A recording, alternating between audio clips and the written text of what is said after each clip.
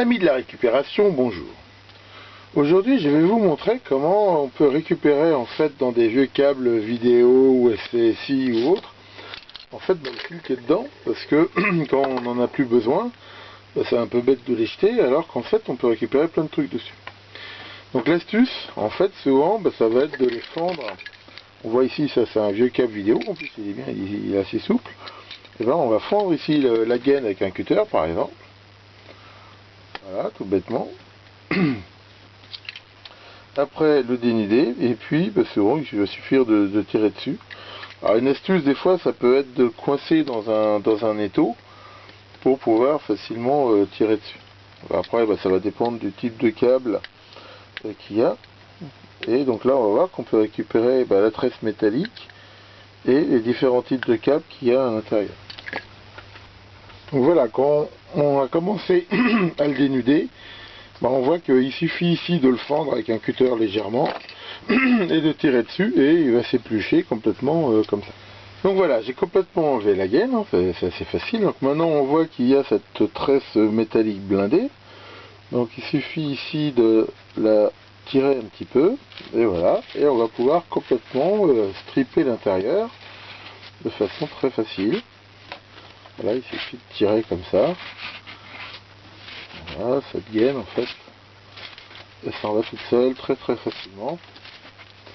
Ici.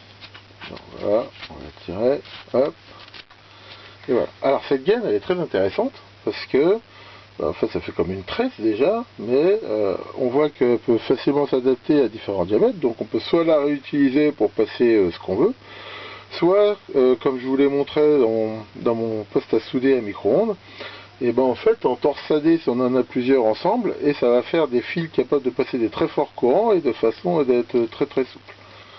Donc ça c'est déjà ça de récupérer, et ça peut vraiment servir à plein de choses, hein. C'est du cuivre étamé, c'est assez sympa.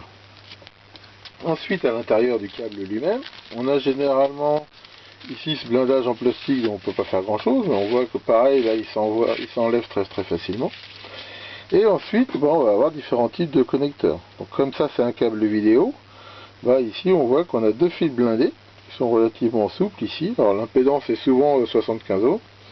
Et ensuite, j'ai même trois fils blindés, et ensuite un certain nombre de fils torsadés.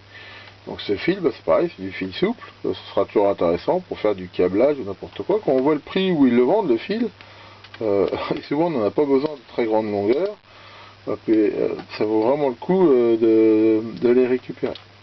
Donc voilà ici pour un câble vidéo. Maintenant je vais vous montrer par exemple un vieux câble SCSI comme ça. Ça c'est plus utilisé, ça c'est pareil, il y a du câble très intéressant dedans, donc on va procéder de la même manière. Hein. Le connecteur ici, de toute façon ça vaut pas le coup, ils sont moulés, on peut pas les récupérer, donc on va couper au ras et procéder de la même manière. Donc voilà, là j'ai fait procéder exactement de la même manière pour le vieux câble SCSI, et là on voit qu'on a plein de fils souples, torsadés, donc on peut réutiliser pareil pour faire du câblage et tout, c'est un très bon fil.